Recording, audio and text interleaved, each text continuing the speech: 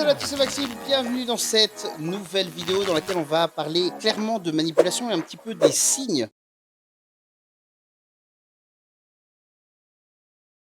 qui indiquent que tu es en présence de quelqu'un qui te manipule ou alors même tente de te manipuler et, machallah, tu le vois en amont. En fait, si tu es déjà, dans un sens, sorti d'une relation en te disant un petit peu « je comprends pas comment est-ce que j'ai pu accepter ça », cette vidéo est réellement faite pour toi. Et aujourd'hui, on va réellement répondre à une question simple mais qui va quand même être un petit peu violente, c'est comment est-ce que le manipulateur arrive à te faire douter de toi, mais également, pourquoi est-ce que tu ne vois pas les signes dès le départ? Forcément, comment les repérer avant qu'il soit trop tard? Donc, je te préviens d'avance, cette vidéo, elle n'est pas forcément faite pour être confortable, mais elle est faite pour t'éviter des années de souffrance. Et donc, si tu veux aller plus loin, après cette vidéo, tu as un programme de 14 jours qui va être directement dans la description en dessous de cette vidéo et qui va te permettre de reprendre le pouvoir sur tes relations. Tu vas voir, tu as un accès à des contenus exclusifs et tu as aussi la possibilité dedans que j'analyse moi-même ta situation et ça, tu vas le retrouver dedans. Mais pour l'instant, concentre-toi parce que tout ce qu'on va voir aujourd'hui va peut-être te faire revoir comment est-ce que se sont passées tes relations passées.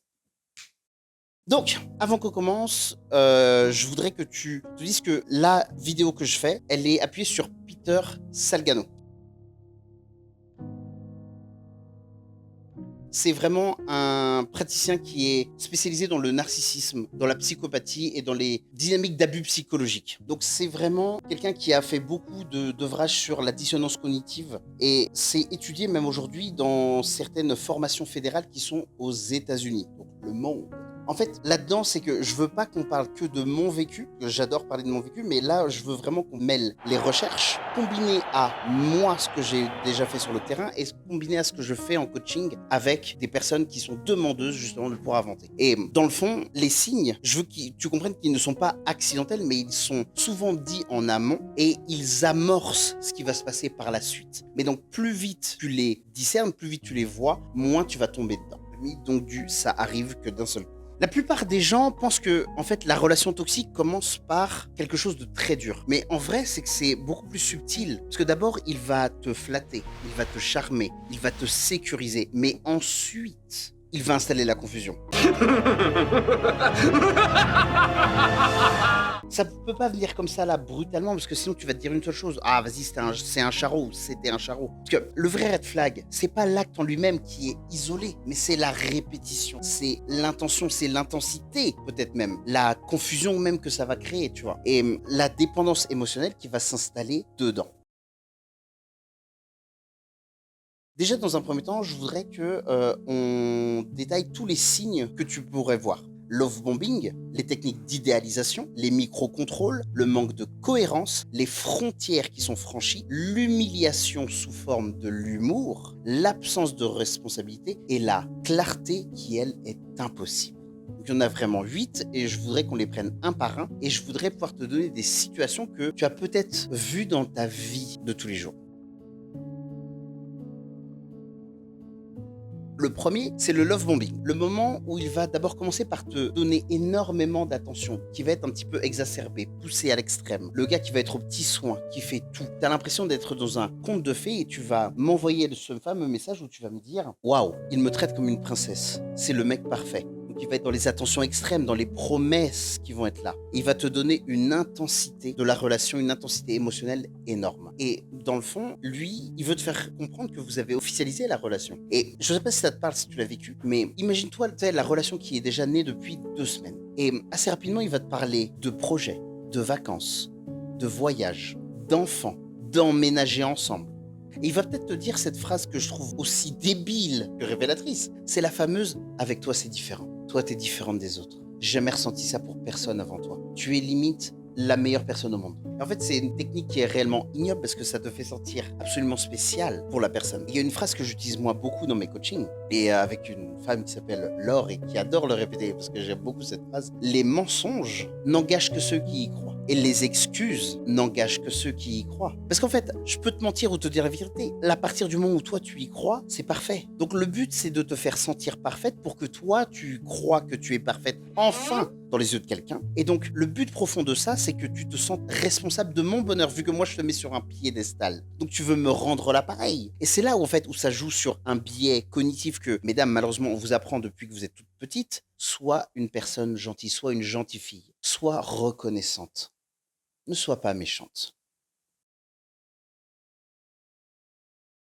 Deuxième type de manipulation, c'est le principe de l'idéalisation. C'est le moment où il va vraiment pouvoir te sortir cette fameuse phrase: «Tu es la seule et l'unique, tu es mon âme sœur. Tu sais, il y a que toi dans mon monde. Tu es la personne qui me fait le plus de bien sur cette terre limite». Et en fait, il y a forcément un but qui est caché derrière ça. Le but, c'est que si on part sur le principe de l'idéalisation, idéal, quelque chose de magnifique, d'incroyable, la septième merveille du monde. Donc, je veux créer une bulle émotionnelle dans le but de t'isoler du monde. Tu ne vois plus que dans cette bulle, donc dans ma bulle, donc dans mes yeux, tu vois. Mes paroles, tu entends. Et en fait, c'est le moment où tu vas te dire que le reste du monde n'est rien à côté de l'émotion que je peux ressentir avec cette personne. Ça, c'est l'emprisonnement. Troisième, c'est les micro-contrôles. Le but, c'est d'avoir un micro-contrôle sur toi. Globalement, je veux avoir le contrôle sur ton temps. Je veux avoir le contrôle sur ce que tu fais, les activités que tu pratiques, les personnes avec qui tu es. Donc, je vais contrôler tes amis, tes habitudes, ton style vestimentaire. Parce que non, tu vas pas t'habiller comme ça va faire... Le but, c'est non pas de t'aimer. Le but, c'est que je sois, moi, accepté dans la vie et que je puisse te présenter toi à mes parents sans que je puisse avoir honte. Alors qu'en vrai de vrai, il va kiffer sur une fille qui va être l'opposé de ce qu'il t'aura imposé et ce à quoi tu vas te plier. Est-ce que tu t'es déjà retrouvé dans une situation où il te dit cette robe te met pas en valeur? Non, je t'ai demandé de partir de là, mais c'était pour ta sécurité, c'était pour te protéger. En fait, ça, c'est extrêmement révélateur sur le fait que je sais mieux que toi ce qui est bon pour toi. Et ça, c'est le piège. Parce qu'au début, tu vas voir ça comme de la protection et tu vas te dire, waouh, mais quel homme, il prend vraiment soin de moi. En fait, t'es pas en train de te rendre compte que tu es en train de prendre une laisse, un peu comme mon chien là qui est dans le garage, et tu te la mets toute seule à ton cou. Et tu le laisses faire et tu la mets avec grand plaisir d'ailleurs.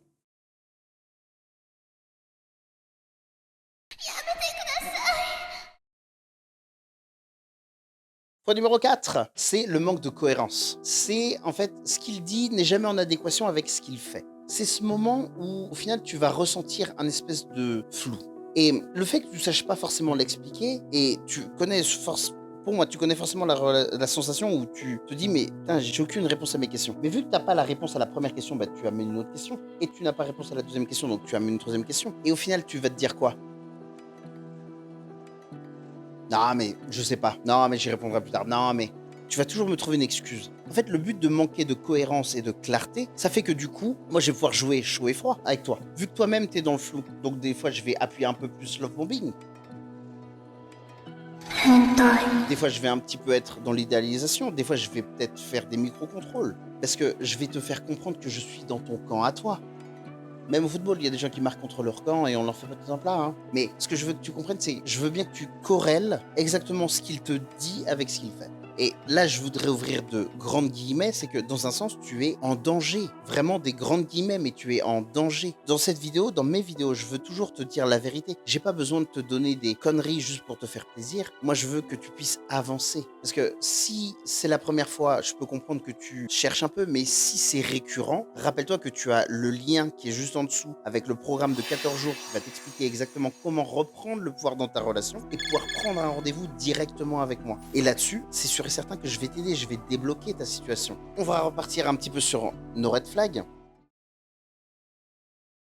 Point numéro 5, le franchissement des frontières. Le but quand je fais du love bombing, quand je veux réellement te faire tomber amoureuse, il faut que j'aille extrêmement rapidement. Parce que du coup, je vais mitrailler pour que à chaque fois j'aille vite sexuellement, émotionnellement, matériellement, financièrement. En fait, je vais essayer de combler toutes tes attentes dans le but que ça touche ce qui résonne énormément en toi. Parce que dès que je touche ça, je vais voir où est-ce que ça a le plus d'impact. Est-ce que c'est le côté sexuel ou toi tu as besoin d'une connexion sexuelle? Et dans ce cas-là, si je trouve une femme qui connecte par sa sexualité, donc une personne qui va avoir une blessure et souvent une très faible estime d'elle-même, pardon, ça va être facile. Si je vois que tu as besoin de créer une grosse connexion émotionnelle, donc de parler, eh ben, donc je vais parler. Si tu as un besoin matériel, eh ben, je vais combler ce besoin en achetant des choses qui va revenir avec le financier. Le but, c'est vraiment de pouvoir faire attention. Parce que si tu me laisses franchir tout ça, t'es à moi. Maintenant, point numéro 6, je voudrais parler avec toi de l'humiliation avec humour. Donc, je veux que tu fasses attention à cette petite phrase, c'est « Ah, ça va, c'est pour rire ». Le but, c'est de faire planer le doute. Le but, c'est que ce soit lent dans ton esprit.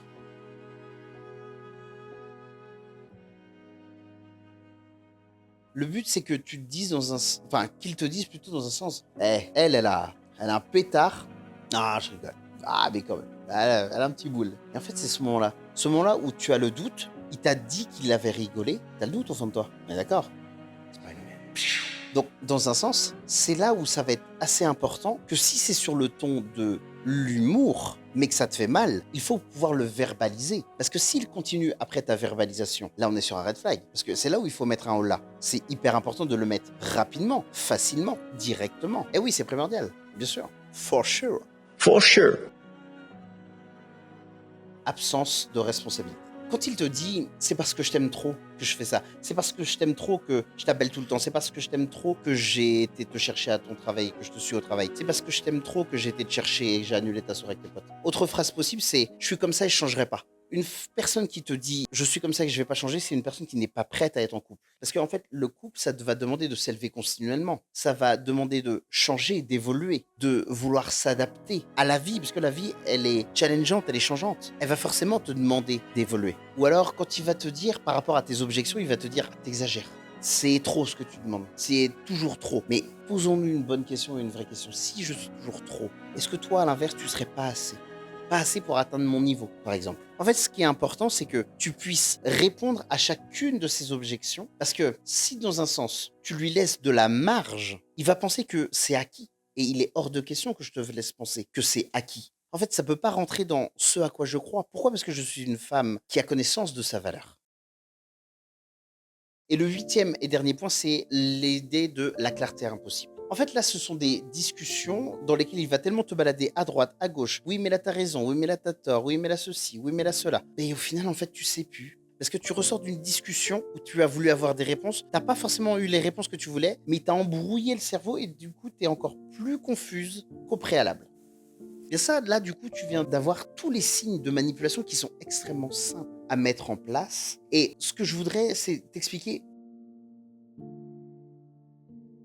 En gros, c'est pourquoi est-ce que c'est si dur à voir? C'est parce que le manipulateur va calibrer son comportement par rapport à toi. Tu vas alterner la douceur et la froideur. Donc, je vais créer un vide en toi. Je vais te donner ce dont tu as besoin, parce que tu es en train de me le demander, mais je vais t'en donner une miette et ensuite je vais te le retirer. Et je vais devenir un peu plus froid qu'avant. Parce que c'est de cette miette, toi, tu m'as ouvert les vannes. Tu as été dans la demande et donc tu t'es retrouvé hyper disponible. Mais donc, du coup, si je te mets une miette encore moins importante, qu'est-ce que je vais gagner?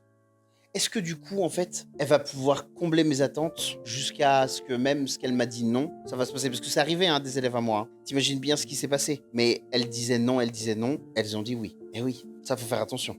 Il y a aussi, donc, deuxième point, c'est les émotions positives qui sont à l'intérieur de toi. Ça va forcément brouiller ta vigilance. Et un autre point qui peut être aussi extrêmement révélateur de beaucoup de choses, mais ta famille qui va peut-être valider l'idée que c'est normal que ça se passe comme ça. Ça doit se passer comme ça. Tu as des amis et de la famille qui va te dire non mais c'est bien ce qu'il fait. Et là tu n'as pas une famille, tu n'as pas des amis. Tu as des traîtres mais qui sont déguisés en famille ou amis. Et en fait ça va te maintenir dans une bulle où bon bah du coup je dois accepter ça, tu vois.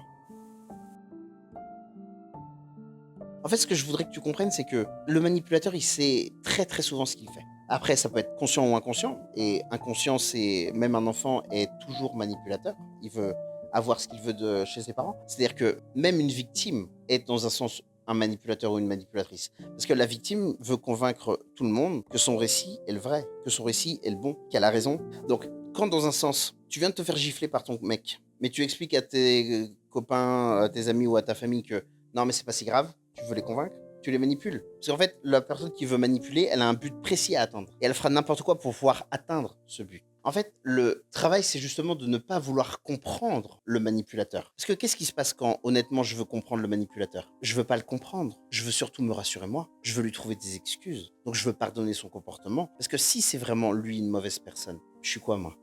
Si je me dis que c'est une merde, je suis quoi, moi? Je suis pire qu'une merde. Obligatoire. Donc, comment est-ce que je fais pour m'accepter en étant aussi basse dans mon estime? Donc, du coup, je vais améliorer l'histoire. Parce que c'est beaucoup plus simple à accepter. C'est beaucoup plus facile à pouvoir la garder à l'intérieur de moi. Je peux en parler de cette histoire plutôt qu'une histoire qui me fait absolument pas plaisir. Et il y a quoi de plus effrayant que le changement? Le changement, je sais pas ce qu'il y a. Par contre, là, je sais ce qu'il y a. Donc, le but de ton travail aujourd'hui, c'est pas forcément de le comprendre. C'est même absolument pas de comprendre. C'est pouvoir de retrouver ta clarté, de retrouver ton souffle et de reprendre ta capacité à pouvoir dire non. Tout simplement non. Et ça, c'est quelque chose que tu vas comprendre dès que tu vas cliquer sur le lien qui est juste en dessous. Le Reset Love, ce programme de 14 jours, qui est un programme très simple, très facile, très accessible, où tu as juste un carnet à acheter pour pouvoir prendre tes notes et correctement évoluer. C'est pas plus compliqué que ça. Le seul et unique but, c'est qu'on avance vers toi. Si tu t'es reconnu dans les mots de cette vidéo, c'est parce que déjà, dans un sens, je veux dire vrai.